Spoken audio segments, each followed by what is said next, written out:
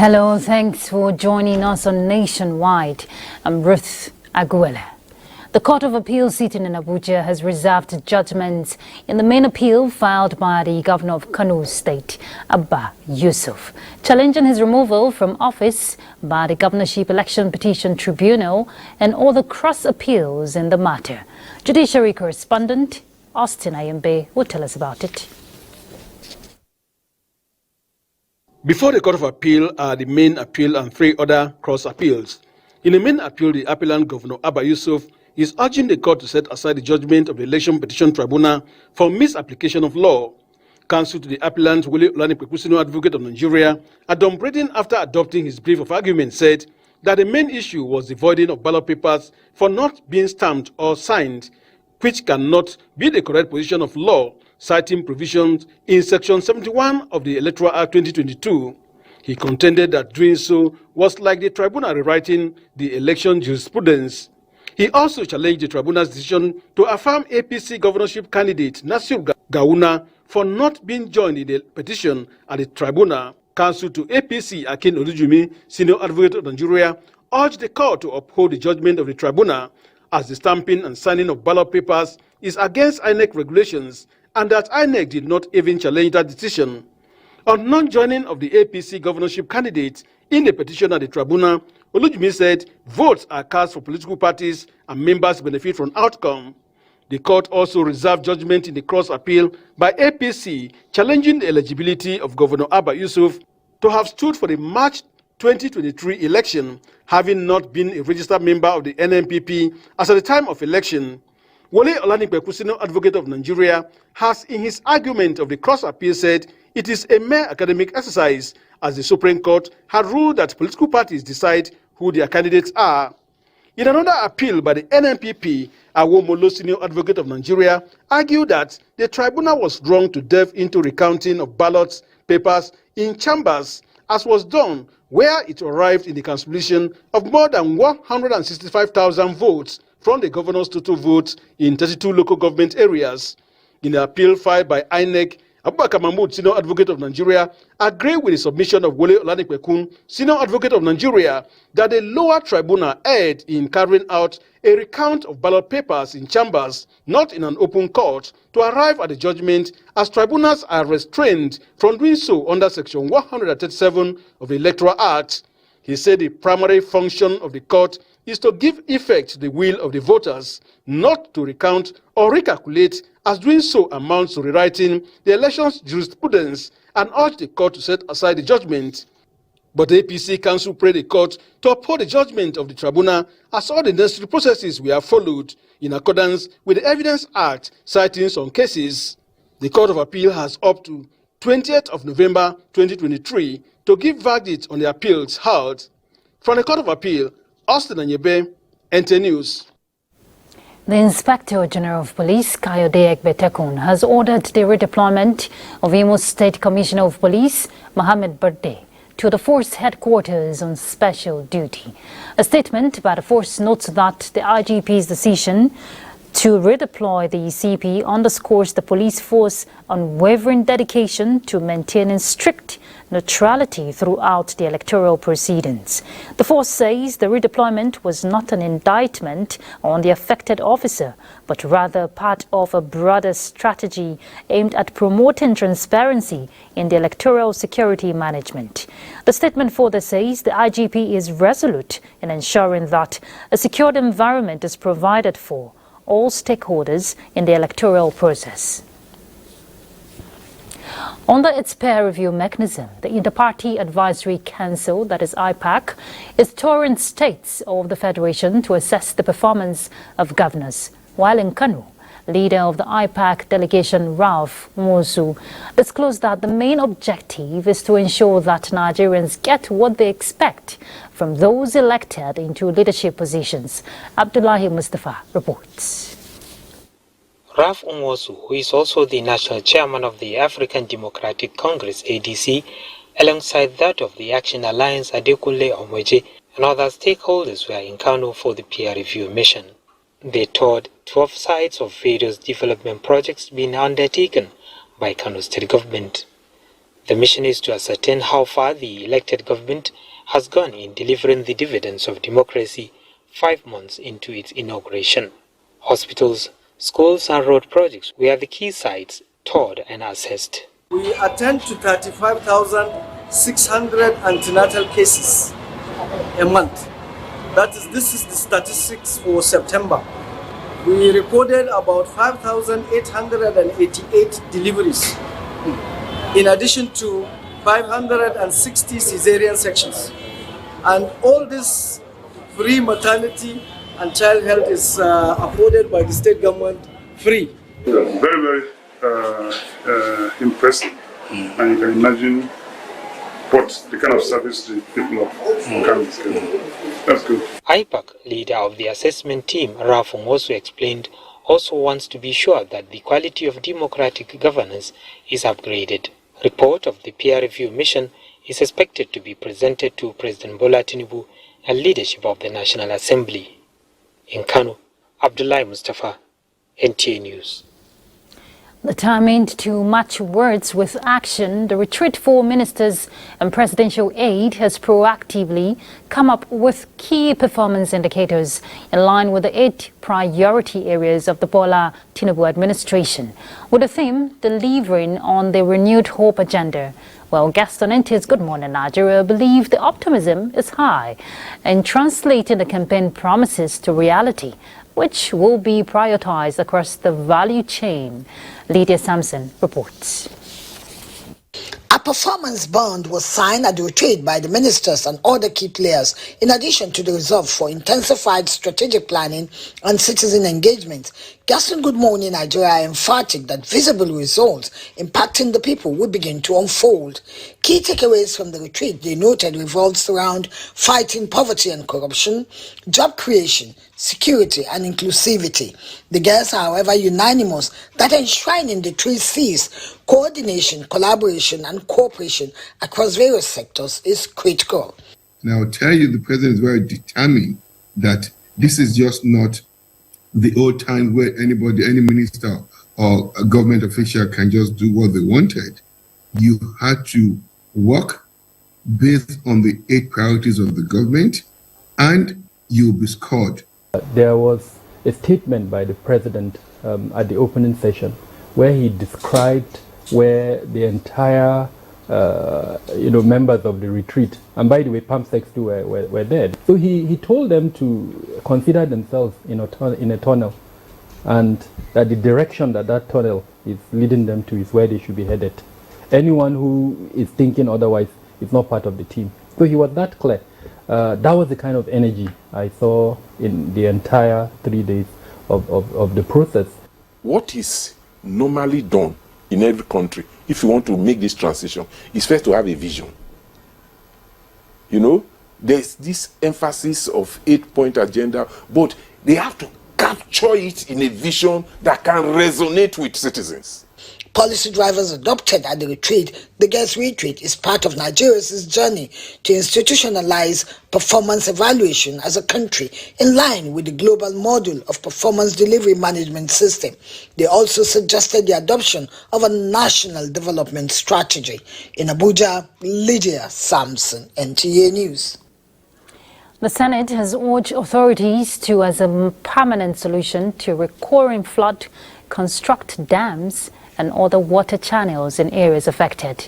This was sequel to a motion from Senator Abbas relating to the last Wednesday's boat accident at Garin Alaji in Adamawa State, which left more than 20 persons dead.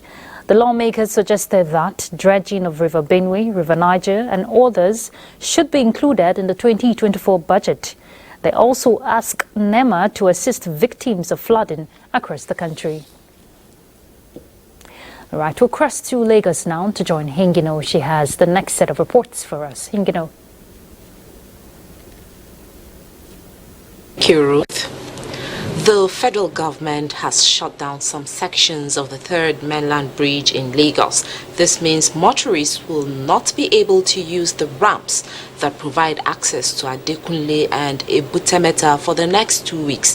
Joel Pupola reports that repair works have commenced in earnest.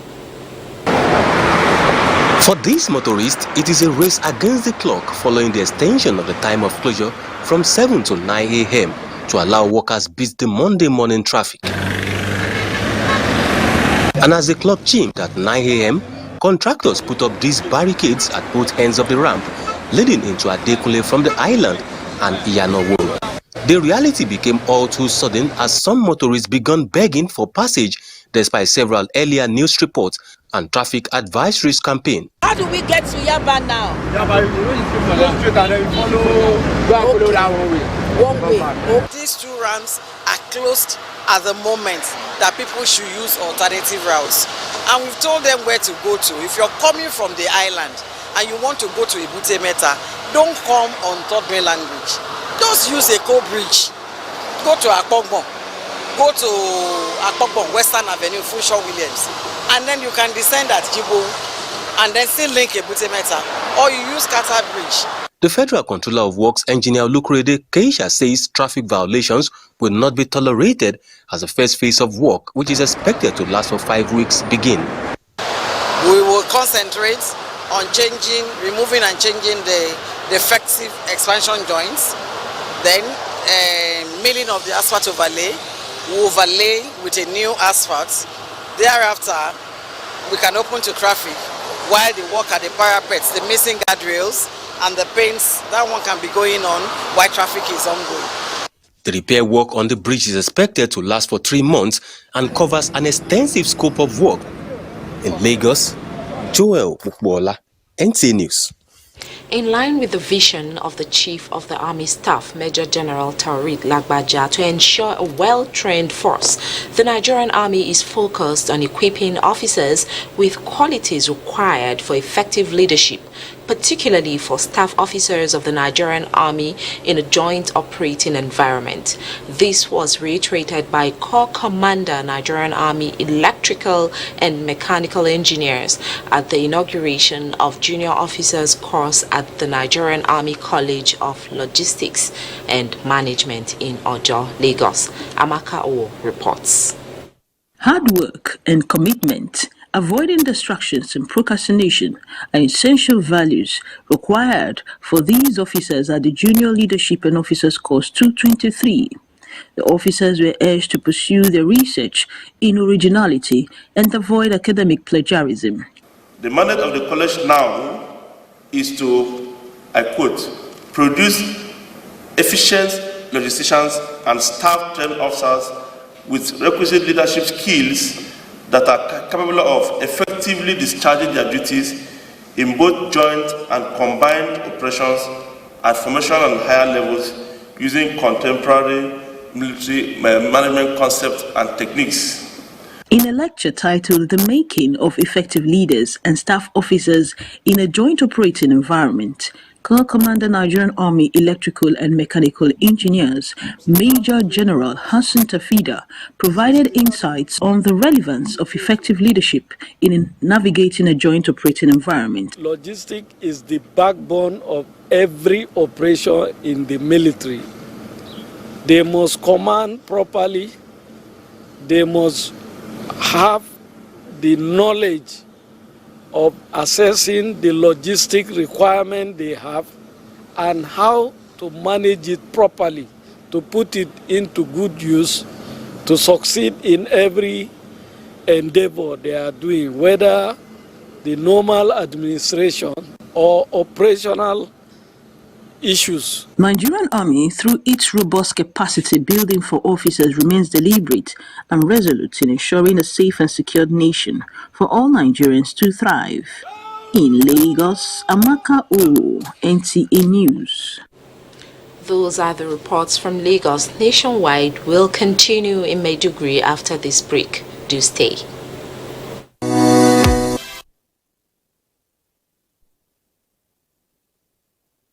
Welcome to Maiduguri. Good to have you join us. Unilateral sensitization on boundary demarcation between Nigeria and Cameroon has commenced from Borno axis of the boundary, where members of the National Boundary Committee have visited Kirawa and Benki communities of Goza and Bama local government areas. Mimina Graba reports. Following the final judgment of the International Court on Boundary Demarcation in 2002, the team of the National Boundary Committee started emplacement of pillars on the affected Nigeria-Cameroon boundaries in 2003 as a sign of identification.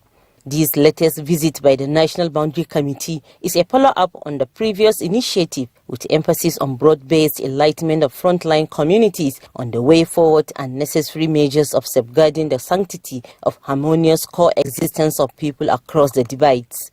It's a major requirement of the United Nations to first of all carry a unilateral sensitization before a joint sensitization. The team briefed the secretary to the Borno State government extensively on the importance of the exercise. The relationship between Nigeria and Cameroon, occasioned by shared culture, intermarriages, trade and investments, according to the committee, must be prioritized. I believe this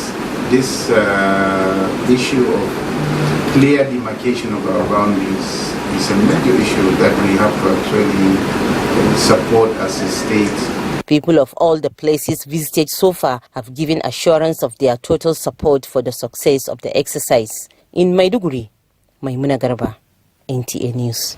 Following the domestication of Violence Against Persons Prohibition VAPP law by Yobe State government, the State Justice Reform Team is collaborating with the Muslim Sisters Organization of Nigeria, Yobe State chapter, in building capacity of judicial officers, journalists and other stakeholders in the handling of gender-based violence GBV cases in accordance with global best practice.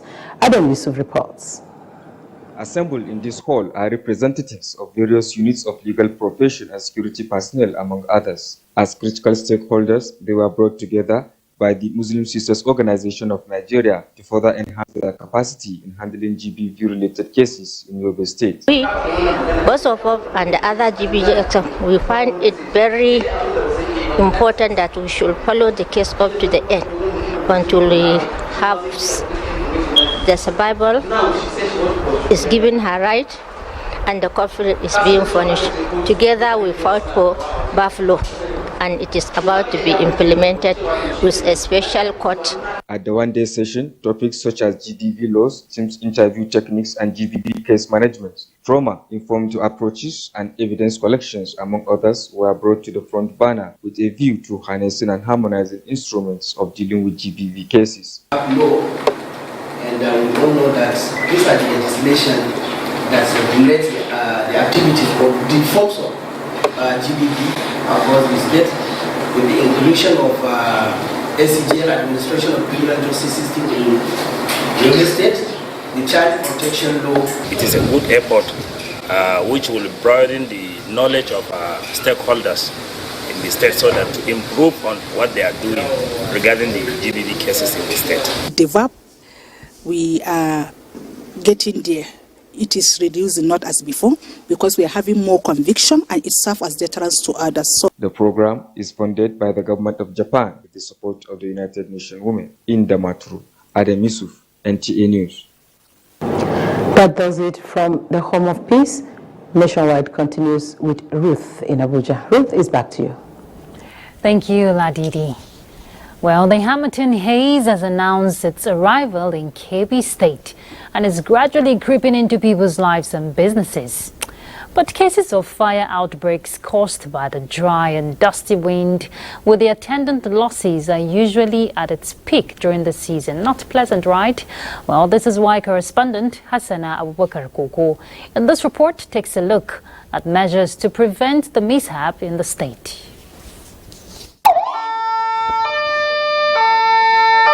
This year alone, Kebbi State has had a number of fire disasters leading to loss of lives and property worth hundreds of millions of naira.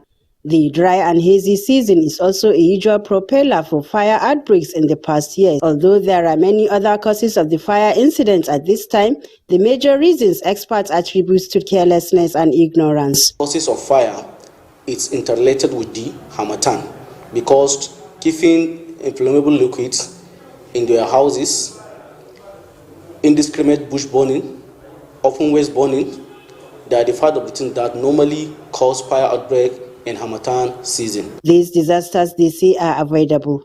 People are advised not to store flammable liquids such as fuel, diesels, and so on in their houses.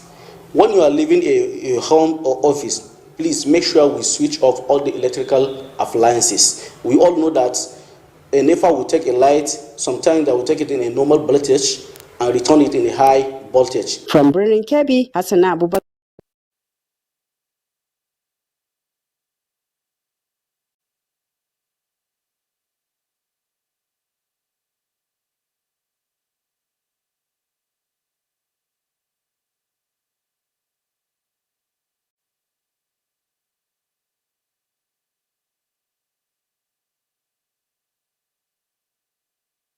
That about 50 cases of fire outbreaks were recorded from January 2023 to date.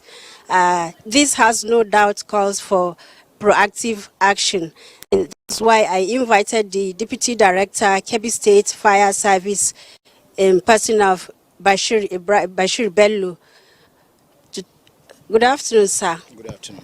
Sir, there is, I think we have high incidence of fire outbreaks in Kebbi State. Why is this, and what is the state government doing to contain this incident?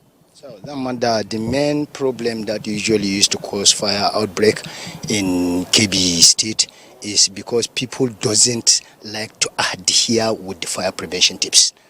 Because in most cases we normally used to go to the media, we have been enlightening people, schools and other places. But the only problem is that carelessness that adhered to people to put that fire prevention tips into practice is what normally causes the problem of rampant fire outbreak in Kebbi State in general. Also, now the use of electricity supply system, the gadgets that electricity has been used is one of the major causes of fire outbreak in Kebbi State. Normally, people, when they want to move out with them and their family, instead of them to switch all the electrical appliances in the house, they refuse to do so. Sometimes they even tend to leave everything on. So the main causes of fire outbreak in Kebbi State is electricity supply system. Sometimes it is with since from the inception of the connectivity of the electricity supplies in the house. Now the use of gadgets, the use of non-standard cables is the main causes of fire outbreak in Kebbi State. Also, our farmers do usually used to keep a lot of animals here.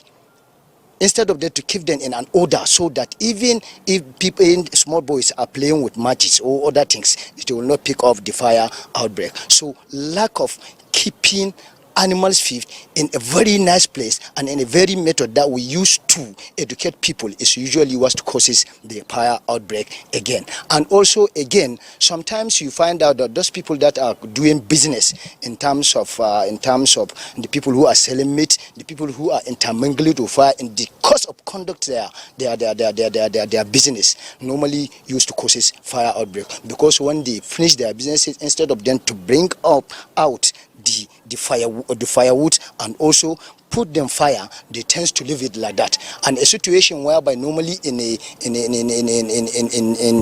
this situation that we are in now, the rate may tends to now to move the naked plane of fire into other places, and these places, maybe that naked plane of fire will meet a lot of pearls, thereby now connecting together and produce fire outbreak. Okay, sir, what is the effort? What effort is the state government doing to contain the trend? In fact, the state government is trying all it possible to see that they have provided a very nice firefighting truck. If you look at here,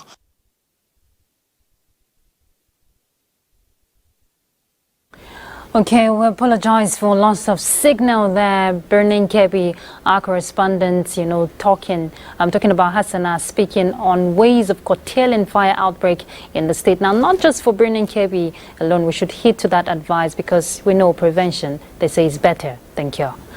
Nigeria is tapping United Kingdom's higher education base to provide study opportunities for Nigerians seeking university education.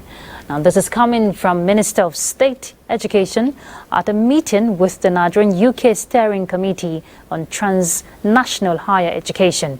The venture, championed by the National Universities Commission, is to see to an arrangement where the UK will provide university education to Nigerians through a system that the Trans Education Committee is working to fashion out. I want to assure Mr. Smith and his team that we have all the legal backings to support transnational education in Nigeria. Transnational education must also be ready to put into consideration national orientations in terms of cultural and religious values of the country so that it can gain and receive better acceptability to parents and average Nigerians. Qualitative education that is accessible must be backed by skills. So therefore, in your curriculum, please, as much as possible, try to inculcate skill acquisition, exposure, so that our candidate will fit into the global competition when it comes to issue of accountability worldwide. Over 1 million Nigerians apply for universities every year, with only 50 to 60% being absorbed due to the low carrying capacity of universities in the country.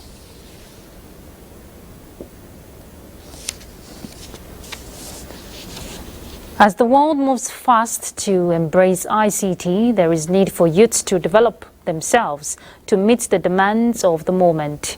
Director General of the Nigerian Army Resource Center, Major General Garba Wahab, and the founder of the Gotni Leadership Center, Linus Okorie, gave the advice at the Emerging Leaders Conference in Abuja.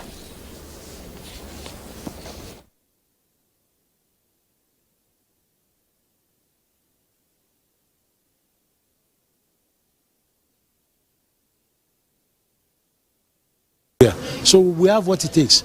But the thing is, do we trust ourselves? Do we have confidence in ourselves? Do we believe in ourselves? You are doing your job. Nobody is telling you what to do.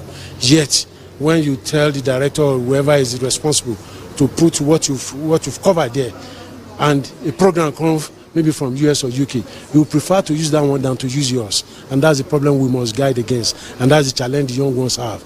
Don't always look at, oh, the solution to this problem will come from abroad. Nigeria must solve the problem we're facing. The future of work literally is very important because the dynamics are changing. Technology is rising. Globalization is huge. So what it means is that this changing environment sometimes, will actually get people off work. A lot of people are going to lose their jobs.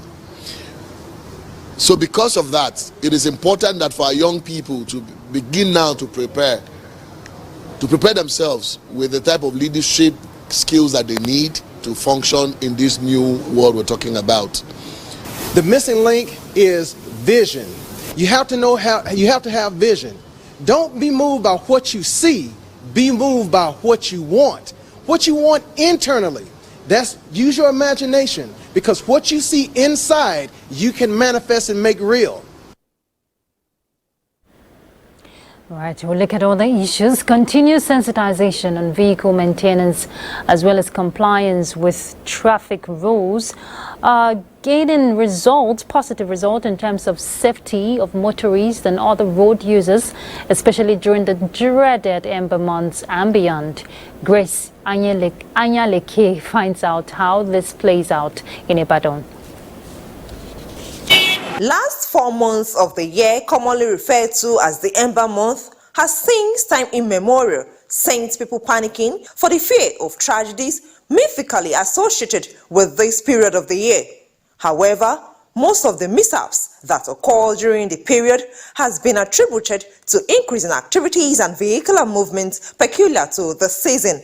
Check this, the tire, then you check the brake oil level and engine oil level. The driver, they should just be focused. From here to Irua is 2,500. During the time we have carry Irua 800, Igbora 1,000. There is plenty passenger in the park, but this time around, nothing like that. With a note to road users on the need for self-discipline and strict compliance to traffic rules and regulations, it is an annual practice of the Federal Road Safety Commission and other stakeholders to organize different sensitization programs as a panacea to averting the unwanted statistics of road crashes during the Ember month. In Ibadan, Grace Anyoleke, NTA News. All right, and just to add to that, statistics put road accident as the third leading cause of overall death in Nigeria. And the last quarter, we know the ember months, which everyone, motorists especially, advised to heed caution. And well, to reverse this trajectory, the FRSC has put measures in place. And we join our correspondent Grace again. She's standing live at one of the busy roads we're made to understand there in Ibadan. She wants to fill us in on what's happening in terms of, road safety in the state. Yes, Ruth. 5,700 road traffic crashes were recorded in the first half of the year 2023, making road traffic crashes a leading cause of death and disability in Nigeria, according to the Federal Road Safety Corps, FRSC. This worrisome data, the FRSC says, it is working strategically to tackle headlong and reduce significantly. With me is the sector commander, FRSC or your sector command, Corps Commander Joshua Adekoye, who would state the measures put in place to reduce the rate of road accidents. Sir, what is the level of preparedness of the cause in reducing road accidents to the barest minimum, especially with increased vehicular movement during these ember months? Thank you very much. As you are aware, we're in the ember months, and very soon we are going to have the Christmas and the New Year. And in compliance with the commercial directive too, to reduce traffic crashes, accidents and injury by 5%, I want to assure you that the command is set to achieve this. How are we going to achieve this? First and foremost, we are going to deploy over 800 of our men for traffic related duties. Apart from the regular staff that we are going to deploy, we are equally going to deploy over 1,000 special marshals for this program as well. And in order for us to increase our visibility on the road, we are deploying close to 35 patrol cars, ambulance, tow truck, and of course bike to ensure that the road is free. Not only that, we are even embarking on aggressive public enlightenment advocacy visit to churches, mosques, and parks, and even of course carry the traditional rulers along so that we'll be able to achieve accident-free ember months. Yes, sir. And again, what precautionary measures do you think are expected from the motorists and other road users in ensuring that we have a safe and sane festive season? Thank you. My advice to the general public, both the motorists and all the rest, is for them to comply with all road rules and regulations. They should cooperate with FRSC whenever they are on the road. Then to our road construction companies too. For this period, we expect them to display adequate warning signs on the road. And whenever they are going on a Christmas and New Year break, they should open the roads and remove all the road diversions. Thank you very much. We've been speaking with the Corps Commander Joshua Adekoye, speaking on safety during the ember months. It's back to you, Ruth. Thank you very much, Grace, for that insight there. Caution is very important. And Grace, please go find a way to keep yourself safe. I see the weather changing over there. We'll take a break now. When we come back, we'll be heading to Jos to join Bill Kisu for the pickup of stories from her end. Stay tuned. To Jos. In line with the mandate of the Operation Safe Haven to mop up illegal weapon factories and arrest perpetrators, troops of the OPSH in Plateau State have arrested illegal weapon manufacturing syndicate and recovered large cache of firearms in Vom, local government area of Plateau State. Priscilla Grumnan has details. Operation Safe Haven has lately intensified operations to mop up illegal firearm factories in the state, as it is said to be the major cause of crisis on the Plateau. And the latest is the arrest of 2 individuals involved in production of various firearms and ammunitions. Items recovered from them include AK-47 rifles and skeleton, local pistol, magazines, spring and cartridge housing, as well as drilling and hand filing machines. I learned this profession from my late boss. To my major customers, they come to the house and pick it. I'm not the one that make it. He's the one that he make it. But I am the landlord of the working center. This arrest and discovery made a significant milestone in our ongoing effort to tackle the proliferation of illegal weapons. We will continue to intensify our operations to identify and apprehend more individuals involved in the illegal manufacturing and circulation of weapons.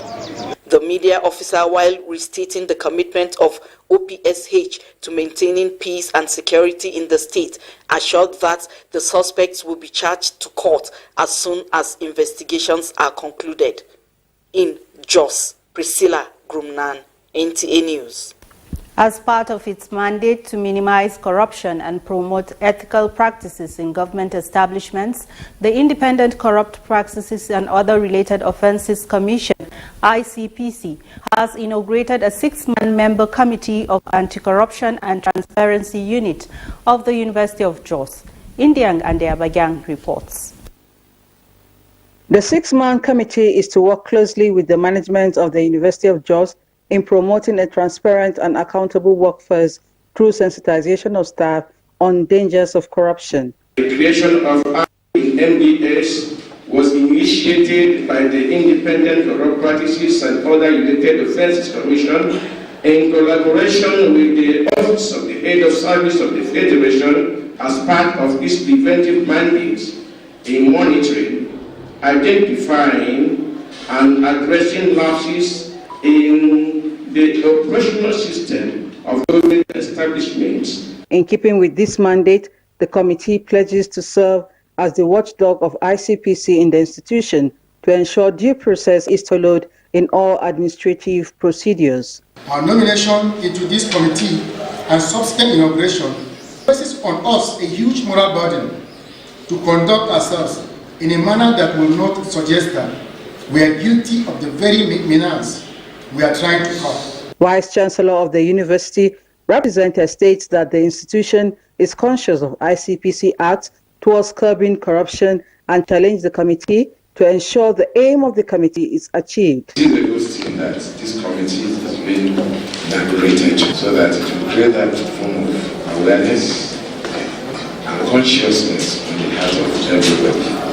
The committee is expected to report directly to the ICPC office in Makurdi, Benue State. In Jos, Indian and the Abuja, NTA News. That's our contribution from Jos. Is back to Ruth in Abuja for the continuation of Nationwide. Thank you very much, Bilkisu. If the amount of money budgeted for war is spent on peace, the world will experience unprecedented and all-round development suitable for all. Secretary General, United Towns Agency, FRSC, said this at the second cabinet meeting of the Global Humanitarian Club in Abuja. Adebola Brookslyn reports. Records from Stockholm in April 2022 show that the total global military expenditure increased by 0.7% to reach $2,113 billion. Addressing members of the Global Humanitarian Club, Secretary General, United Towns Agency, FRSC, said it is not enough to talk about peace. One must believe in it and at the same time work at it. For the Secretary General, the mission to empower, volunteer, improve health and well-being of people is in line with what the UN agency stands for, especially support for those in need through the provision of humanitarian services, as well as encourage peace and international understanding. It's a global action. So from here, from Nigeria, this is an action. We need peace. Because even the budget dedicated to war, it can be dedicated to create opportunities, to create economic opportunities and to eradicate poverty. So in case of putting these budgets to kill, I think we need life and we need peace. All we need to keep the world going is peace. We need to tolerate one another, religious-wise, ethnicity, family-wise. We should give one another respect, because by the time you give one another respect, You know, you by default, you are creating an environment of peace. AISF also decorated humanitarian champions and commended the Peace Poster initiative of the club. Adebola Brookslyn, NTA News. For decades, Nigeria has remained among the countries with the highest burden of diarrhea, including rotavirus, which is considered as the most lethal form of severe childhood diarrhea. Statistics shows that Nigeria had the second highest number of deaths from rotavirus. That's worldwide, hence the introduction of Rotavirus into Nigeria's expanded program on immunization, which has been received with open arms. But how is it like for Bayelsa State? Well, Ifeoma Aikoje will tell us about it. Rotavirus is medically known as a very contagious virus that causes diarrhea and other intestinal symptoms like vomiting and can cause dehydration in children. Rotavirus is a viral infection that affects mainly children and is actually deadly, especially for the children. Before now, most of our children have been dying of these diarrhea illnesses. Launched in December 2022, the routinization of rotavirus vaccine in Bayelsa State has received a positive response, as affirmed by primary health care immunization team. When the information was disseminated, at least families embraced it. And something that we will take, and then this vomiting and swelling will stop. So we saw an encouraging turn-up. Calling for increased uptake of the vaccine, which is free in public health facilities. Experts advocate the completion of the oral vaccine doses for infants at 6, 10, and 14 weeks of life. Every child is supposed to be given 5 doses in each of the visits for 3 consecutive periods. And we start this vaccine when the child is up to 6 weeks. It is projected that while reducing the associated morbidity and mortality from the rotavirus infections, the introduction of its vaccine has the potential to avert over 100,000 deaths within a period of 10 years. Hence the call for increased awareness campaigns to create more demands. In Yanagwa, Ifeoma Aikoje, NTA News. And still on health, the Sokoto State Ministry of Health has confirmed the outbreak of dengue fever in the state. A statement signed by the State Commissioner of Health, Asabe Balarabe, says this followed reports of incidents of the fever in many parts of the state, which were not responding to malaria treatment. Specimen collected and treated indicates the presence of dengue virus in some cases. The Commissioner therefore enjoined people to take steps to prevent its spread, as it is caused by mosquito, by using mosquito nets and improving on hygiene. Up next is Sports Update. We begin with hockey. Nigeria's senior women national hockey team failed to qualify for 2024 Paris Olympics after a 9-0 loss to South Africa in the final of the Africa Hockey Road to Paris 2024 Games. Tyran Lombard grabbed a hat-trick and 6 other players scored a goal apiece to ensure South Africa sealed their spot in the 2024 Paris Olympics. Nigeria will hope to seal an Olympic ticket through playoffs at the FIH Olympic qualifiers scheduled for January 2024 in Valencia, Spain. And now to football. It was another weekend of great and interesting football actions in the Nigerian Premier Football League, NPFL, as we witnessed big margin scorelines as Duma United and Shooting Stars scored big wins in match day 7 games played on Sunday across 7 matches centers in the country. Eyimba FC, Rangers International and Bendel Insurance all picked maximum points at home, while Rivers United and Akwa United were unable to secure a win at home this weekend. In Gombe, it was a shocking scoreline in the Savannah Derby as Duma United hammered Gombe United 3-0 at the Pantami Stadium. And now to marathon. Ethiopian Tamira Tola broke a 12-year-old course record as he won the men's race at the New York City Marathon. The 2022 world champion won in a time of 2 hours, 4 minutes and 58 seconds on Sunday. In the women's race, Kenyan Helen Obiri claimed a narrow victory over Ethiopian Letesembet Gide. Obiri, who won this year's Boston Marathon, came home in a time of 2 hours, 27 minutes, 0.23 seconds. And to tennis, Novak Djokovic won a record-extending 7th Paris Masters trophy and a 40 Masters title in total on Sunday. The world number 1 beat unseeded Grigor Dimitrov 6-4, 6-3 in straightforward fashion. It is the 36-year-old sixth title of 2023, which includes 3 Grand Slam titles and the Masters Trophy in Cincinnati. With Sport Update, Suleiman Musa, NTA News. All right, that's Nationwide. Thank you very much for your time. I'm hoping you'll have a beautiful evening. I'm Ruth. Aguele. Bye.